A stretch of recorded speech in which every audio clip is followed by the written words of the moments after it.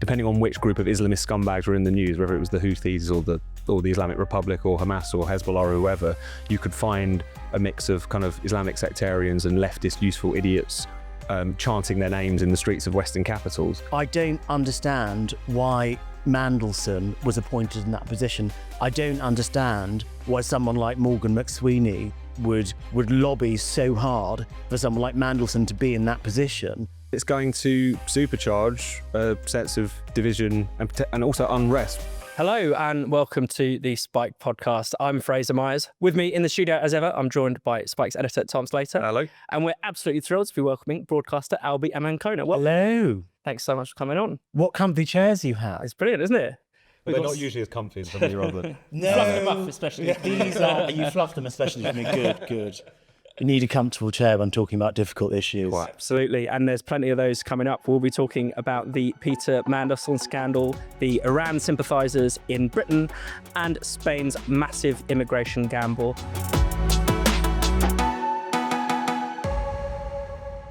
That's just in part one, of course, because we'll have Spike Podcast Unlocked later on, where we will be discussing whether the countryside is racist and much more. So let's talk about the scandal that might bring down Keir Starmer's government. Peter Mandelson was long been known as an associate of Jeffrey Epstein, but these latest files indicate even more serious wrongdoing than we had imagined. He's suspected of giving away market-sensitive information to the paedophile financier during the time when he was business secretary, around the time of the financial crisis. There has been a criminal probe launch. He might have a police interview in the coming days. And of course, this is impacting Keir Starmer and his chief advisor, Morgan McSweeney, because they hired Mandelson, brought him out from the cold as their preferred choice for the ambassador in Washington. Tom, what have you made of this scandal? I mean, it just seems slightly surreal that someone like Starmer could even get himself into this hole. Mr. Rules, Mr. Process. Yeah, exactly. Those rules have certainly gone out of the way now. I think this one has crept up on us a little bit, but it's no exaggeration to say that if this is as bad as it smells, this is like the biggest scandal since Profumo. What we're talking about here is, as you say, not only maintaining a deeply questionable relationship with a convicted child sex offender, even after his conviction, but actually feeding him this level of information. I mean, some of the internal memos that Mandelson appeared to have passed on to Epstein were forwarded on kind of within minutes of receiving them. Information that he could easily have profited off of. Such as when the Brown government were considering kind of selling off state assets in order to pay down the debt on bailing out the banks. Epstein responding, asking what assets. I mean, this stinks to high heaven. And it's, at the same time, I think it's something, of course, this is how this was going to end. I mean, as soon as Peter Mandelson was appointed ambassador to the US, there was a surprising amount of gushing from a lot of sections of the commentariat, what a genius move this was, that whilst, you know, he's a slippery character, at least he gets the job done. I mean, no one could have necessarily foreseen just how damning these emails were, but everything that we already knew about Mandelson should have been enough to make any government, you know, not touch him with a barge pole. The fact that it was common knowledge that he had maintained the relationship with Epstein even after the 2008 conviction for soliciting sex for a child. And then also just his time in government. Every time he had a major position, it ended in disgrace, scandal and resignation. He'd barely been there 5 minutes in 1998 when he had to resign over the Jeffrey Robinson loan that was undisclosed. A couple of years later, 2001, his time in the Northern Ireland offices ended over this scandal of him trying to procure British citizenship for an Indian billionaire who had also donated to the Millennium Dome project. And there was his time as European Trade Commissioner, where he granted trade concessions which benefited a Russian oligarch whose yacht he was found to have been frolicking on shortly afterwards. So Mandelson was always a known quantity. What I think is so striking is on the weaker side of things, the lack of political judgment, which I think comes from the fact that Keir Starmer just has no political judgment. He has to outsource it to people like Morgan McSweeney, who I'm sure we'll come on to, who is very close to Peter Mandelson. But also I think on the part of maybe people within Labour and certainly people in the kind of Labour outrider media, which is that they struggle to accept or see the full seriousness of sleaze when it's the sort of centrist dads doing it. Even though New Labour was steeped in this stuff, going far beyond what Mandelson himself was up to, they still see them as kind of morally superior, even in the face of allegations such as this. So it's a mess, but I think it's the blinkers that have been put on by the aura which still was maintained around New Labour, despite the fact it was stuffed with quite disreputable characters like Mandelson. And Albie, I mean, Keir Starmer was warned against appointing Mandelson by the security services. He was warned by Marco Rubio, the US Secretary of State, the very person that you're supposed to be pleasing when you're appointing an ambassador to that country. And the man is nicknamed the Prince of Darkness, for Claire's sake. I mean, what the hell? Literally. I mean, who thinks, I know who I'm going to appoint to the most senior ambassadorship in the country? I'm going to appoint the Prince of Darkness. Yeah. I mean, what was he thinking? One of Keir Starmer's main pitches throughout the time that he was in opposition, and then also during the election campaign, and then also when he started in office, was that he was going to do things properly. He was going to do things by the book. There wouldn't be any more sleaze. You look at the Labour manifesto from 2024, and it's a picture of Keir Starmer with the word change in capital letters in red. But actually what's remarkable about this situation is it feels like we've been here before. It does feel very end of days Boris Johnson. And let's remember what actually took down Boris Johnson. Yes, it was Partygate a little bit, but it was Chris Pincher living up to his name that was what got Boris in the end. Now, if we're to look at this objectively, at the time, Keir Starmer was calling for Boris Johnson to resign, then surely by his own metrics, he should resign himself. You would think so. You get the sense, I mean, Keir Starmer may have resigned by the time people are watching this. He may have sacked Morgan McSweeney, his chief advisor, by the time people are watching us. Certainly there's a lot of pressure for his head to be on the chopping block. But it does feel like Keir Starmer, you know, looking at his press conference that he gave today, it feels as if he has no sense of the amount of trouble that he's in, actually how serious a scandal this is. And yet he is someone, as you say, Albie, was holding, you know, Boris Johnson and others to an extremely high standard and professed himself to be completely whiter than white. Yeah, no, absolutely. And I think it's because he's gripped by a sense of his own moral superiority. That's the points at PMQs or when he's kind of in the media firestorm where Starmer gets really riled is when people are kind of claiming his propriety, despite the fact that he's made so many dodgy decisions and in this case allied himself with such a disreputable character. He doesn't seem to grasp the full scale of this scandal, as you say, and also just the fact that clearly his time in office is over. I mean, he might continue to be in power, but he might continue to hold the office, but he won't wield any power. Yeah. I mean, his attempts this week to try and block the release of the information and the vetting of Mandelson that was scuppered by Labour MPs. It's now obviously going to have to go before the Intelligence and Security Committee to review what goes out to the public. He can no longer command a majority in the House of Commons. That is the only basis on which a Prime Minister wields power in our system. So he clearly hasn't understood that. But I think it does kind of come back to that point about sleaze and corruption and so on, because there is such kind of misremembering of history, willful blindness to just how much of that was, you know, moving around the Labour Party. I mean, the often quite pearl-clutching way they would deal with Tory scandals in the final years. I mean, you really would think, reading the newspapers then, that, you know, Boris Johnson getting a donor to pay for his curtains was like a new low for British democracy. We had never sunk so deep as we did during that particular scandal. And yet New Labour were up to their necks in it. They were barely in power for a year before the whole Bernie Ecclestone scandal kicked off, where this F1 magnate had given them this £1 million donation. Coincidentally, they exempted F1 from the tobacco sponsorship ban. You know, Tony Blair was the first ever serving Prime Minister to be quizzed by police during the Cash for Honours scandal. There's a point that John Major made when New Labour were in, I mean, he would say this, I suppose, but I think it's true, is that when New Labour came in, the kind of scandals and sleaze that erupted was of an entirely different order to even what you saw in the kind of tail end of the Tory years, which was often personal indiscretions, people in Chelsea kits, you know, and, you know, the unpleasant things and things that led to sackings and resignations. But the word Major used, not a man I'm used to quoting approvingly, was that it had become kind of systemic, that because they were kind of so plugged into the worlds of high finance, globalist institutions, there were a lot of opportunities for them to get themselves in an awful lot of trouble and in some cases personally enrich themselves or profit politically off of those connections. But I think there's just always been Labour in general, but New Labour in particular, particularly for a certain type of commentator, has this halo around it. So they forget all of this. And I go back to when Mandelson was first brought in, the kind of comment pieces that you would read in newspapers saying that he was a class act. And I think Adam Bolton said Peter Mandelson is the only politician who's never lied to him.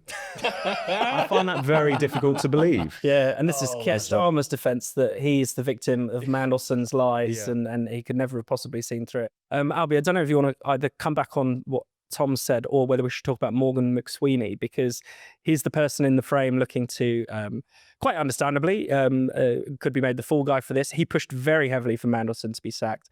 I mean, people talk about Morgan McSweeney like he's some great Svengali, a political genius, and yet he is clearly, an A-level politics student knows about Mandelson's history and how dodgy he is. And yet, so why is this grand strategist pushing for someone to be hired who is obviously going to get sacked in disgrace? If history told us anything, is that everything, Mandelson's got a bad smell around him. Well, look, if we're going to try to be generous to Morgan McSweeney and Keir Starmer, and you don't have to be. We're going to try to be generous. We needed someone in Washington who knew what they were doing, who knew how Washington operated, who could go toe-to-toe with Trump. And actually, if we look at some of the things that were achieved whilst Mandelson was ambassador, yes, there's the free trade agreement, which we all agree isn't particularly good, but it is better than the free trade agreement that the EU were able to get. So for that reason, they wanted someone that was experienced. They wanted a political appointment, because quite often it comes from senior figures in the Foreign Office. They wanted a political appointment. George Osborne was also another person that was reportedly up for the job.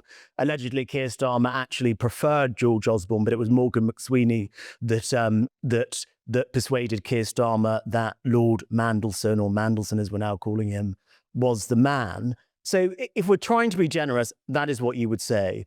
But I think if we were being honest, I don't understand why Mandelson was appointed in that position. I don't understand why someone like Morgan McSweeney would lobby so hard for someone like Mandelson to be in that position, when actually, we could talk about the history of how he's been involved in Labour sleaze and his various incarnations in various different Labour governments. But given the Epstein story, because we've got short memories, they're not going to remember that. They might even not know what you're talking about. It might be the first time they've ever heard it. But if we just think about Epstein, it has been such a hot button story involving former Prince Andrew Mountbatten Windsor, as he's now called. It's really been part of the cultural zeitgeist. And so this connection between Epstein, Jeffrey Epstein, the convicted paedophile Jeffrey Epstein, and Peter Mandelson, I don't understand what they were thinking. And did they not remember that only, not that long ago, Trump had been campaigning on a release of the Epstein Files?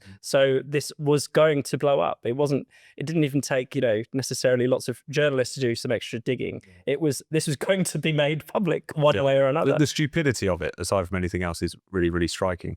I think the issue for Keir Starmer is that, as we've already established, this is an enormous scandal which could conceivably take down any prime minister, but he has nothing else to say for himself. His agenda, such as it is being kind of reshaped by U-turns. What agenda? Constantly. Yeah, exactly. He has nothing to stand on, politically speaking, even in terms of principle and rhetoric. All he had was being Mr. Rules, and his attempt to re-air those claims about himself today at that speech were met with laughter, if not in the room, then certainly in the country at large. If you're a politician that doesn't really stand for anything, then it's very easy for scandals to take you out, much smaller ones than this one. And I think if this is to precipitate his fall, if not now, then at some point in the near future, I think at the very least what we're going to end up with, as we were talking a bit about before we started recording, a kind of Theresa May situation where they continue to kind of serve whilst alternatives are lined up effectively.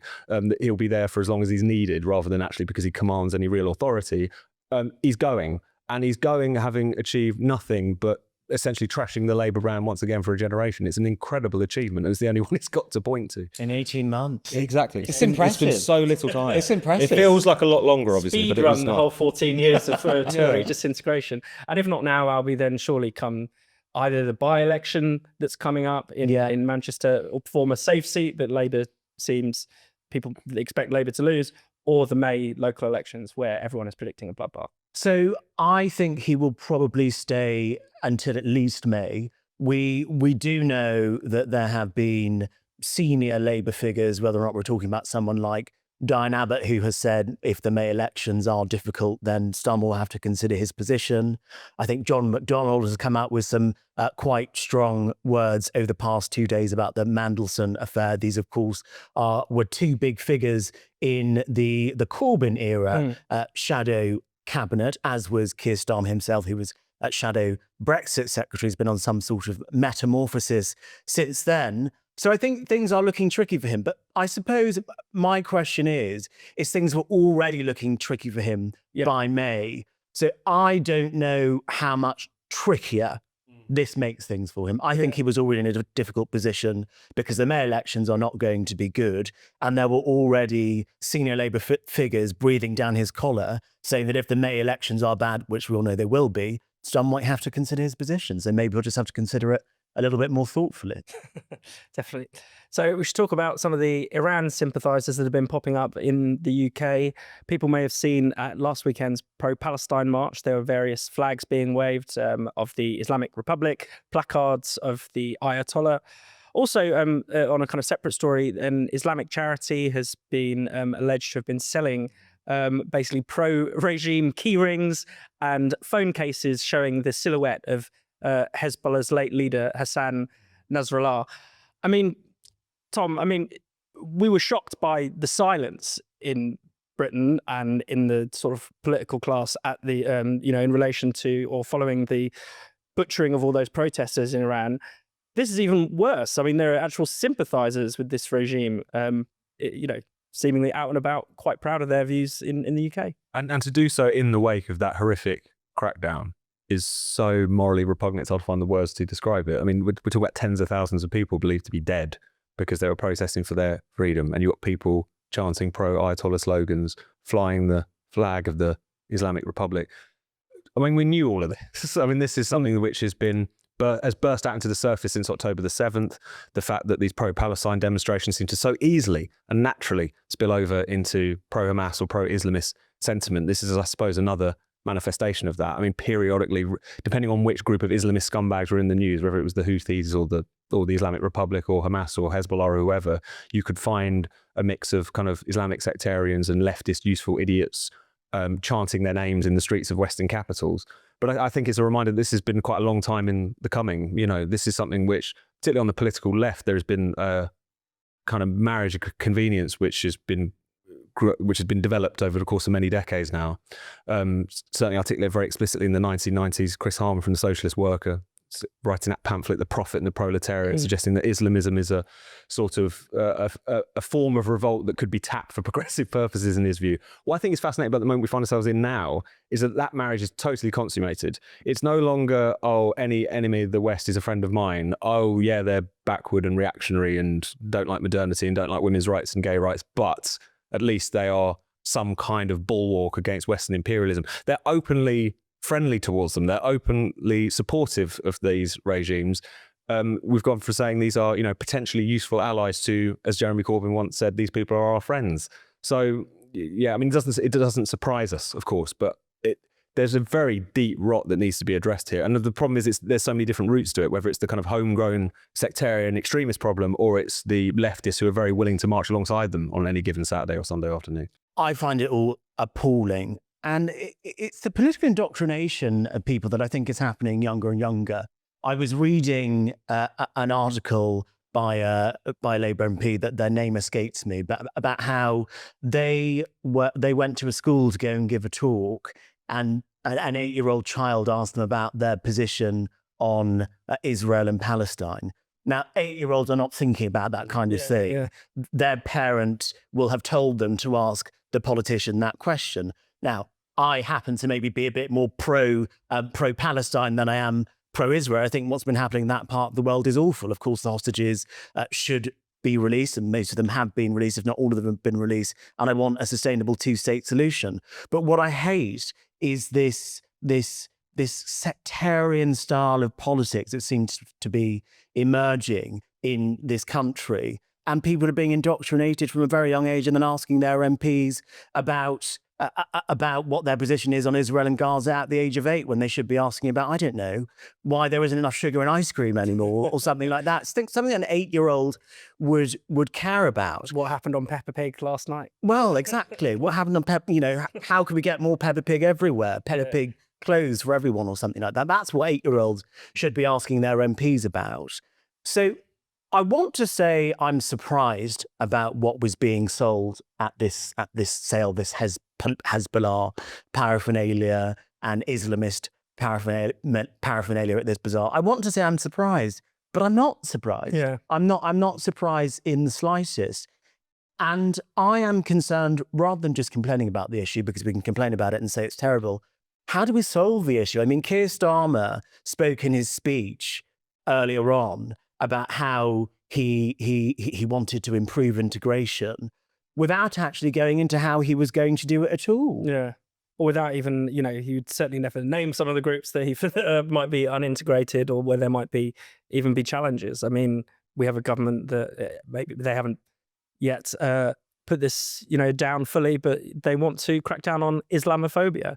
Now, obviously there are people who are racist and anti-Muslim and have bigoted views about Muslims, but it seems that actually the government wants to make it more difficult to talk about these challenges, to make people feel uncomfortable in raising these difficulties, when really we need a full and frank discussion about what the hell has gone wrong. And they can't even really find the minerals to condemn a lot of this behaviour for a mix of cowardice, electoral calculation, who knows. But that's the starting point of anything else that we might choose to do, and they've always struggled to find the words to do that. There's obviously so many different pieces to this as well, because there's obviously an immigration and integration aspect towards this.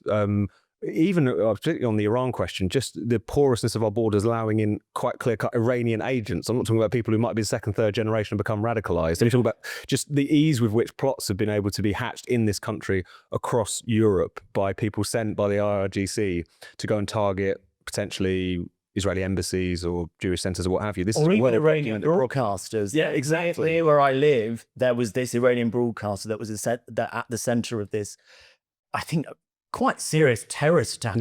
Essentially. Yeah, completely. And I actually... a pro-freedom broadcaster, Exactly. anti-regime broadcaster. And I had to... I used to go to the gym at this said place, and one day it was all normal, and then the next day you've got all these concrete bollards everywhere, armoured vehicles everywhere, and it's just a leafy suburb in West London.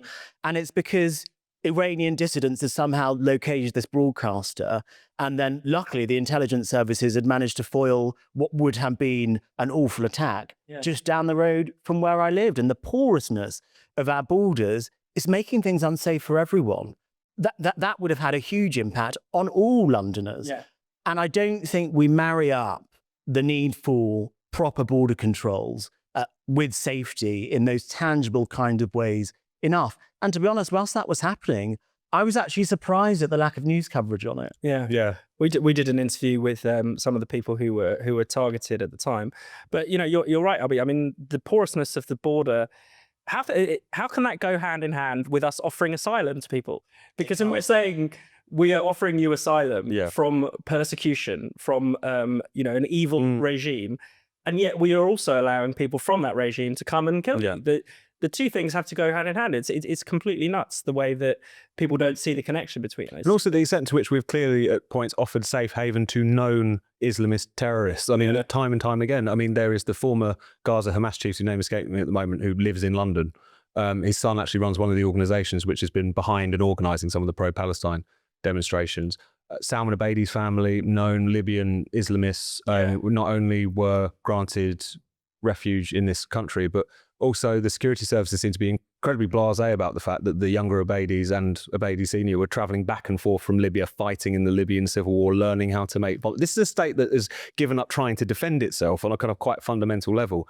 And then you look at the kind of broader multicultural state, this Islamic centre in Maida Vale, who held this event where all of these materials, pro-Hezbollah, pro-Ayatollah, things that were being sold. This is a registered charity. Like the way in which the multicultural set props up institutions which are engaging not just sectarian behaviour, but in the case of selling this stuff, it's illegal material. You cannot own or sell this stuff under the Terrorism Act. So there's just a fundamental. There's obviously, for all the reasons that we talk about, a refusal to touch these issues because they're seen as a little bit too controversial, but also just a fundamental unseriousness about tackling known threats to your own state's integrity and the safety of your own citizens. And it all has just gone. It's all just been brought to the surface again, but it was always there, I suppose. I'm also quite frustrated, to just come back to the pro-Palestine protests. I'm quite frustrated at the ordinary people who go to these protests, who go there because they believe that what is happening in Israel and Gaza is terrible, and they hate all of the death that's happened and the fact that Gaza's been destroyed, and there are these tens of thousands of people who are displaced or ill or hungry or injured or dead.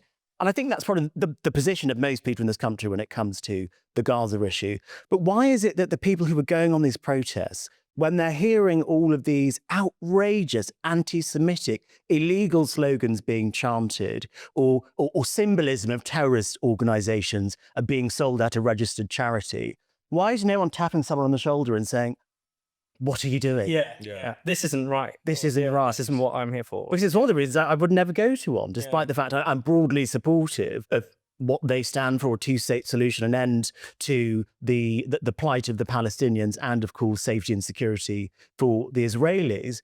But I would not want to be associated with that sort of thing. Let's return to the discussion about the border, but let's talk about Spain, because Pedro Sanchez, the Spanish Prime Minister, has made quite an extraordinary announcement via a royal decree. So Parliament is not even going to be consulted on this. They're going to regularize basically a huge amount, hundreds of thousands of illegal migrants, at least 500,000 people. And, this would be of interest to us as just a Spanish issue, but actually this has implications for the whole of Europe, because as soon as people are regularized in Spain, then they have the right to travel around the Schengen area as they please. Tom, what have you made of this? I mean, this is one prime minister in one country has made the decision on behalf of 500 million Europeans to fling open the border. No, where have we seen that before? I mean, it's the thing, it's got shades of Merkel 2015. So it's like Merkel 2.0, Wir schaffen das 2.0, despite the disastrous consequences that wrought, not just for Germany, but across the continent. As you say, it has a knock-on effect. You're essentially opening Europe's borders in a sense, or at least creating a tremendous incentive for more migration flows, which will affect countries across the continent. So it's over the heads of Europeans, but it's also over the heads of Spanish voters. I mean, if you look at the kind of internal political discussions within Spain, very similar to many Western European countries, which is that immigration is rising as a particular issue. I mean, Sanchez got in last time around on a reduced number of seats. Actually, the centre-right People's Party did better than him. He managed to cobble together a kind of minority coalition government. So this is something which is over the heads of the Spanish people as well. As you say, these numbers suggest somewhere between 500,000, maybe 800,000. One thing I can guarantee you, it'll be much higher than that. It always tends to be. And it's going to supercharge a sense of division and also unrest, which exists within Spain as much as it does in many other countries. I think it was last year, there were some really ugly riots which kicked off in a southern Spanish town after an elderly man was filmed being beaten up by some North African migrants. This is not the way. Policies like this are an insane way to try and go about solving any of this, and it just lacks any real democratic basis. And you think, particularly because of the fact that a decade later, or more than a decade later from Merkel's unilateral decision, Europe is barely beginning to come to terms with the impact of that from an integration perspective, from a security perspective, from and also just the political ramifications of it. Every major European country has a right-wing populist party which is either vying to become the opposition or potentially even into power. That was something that was unthinkable before that decision was made back in 2015.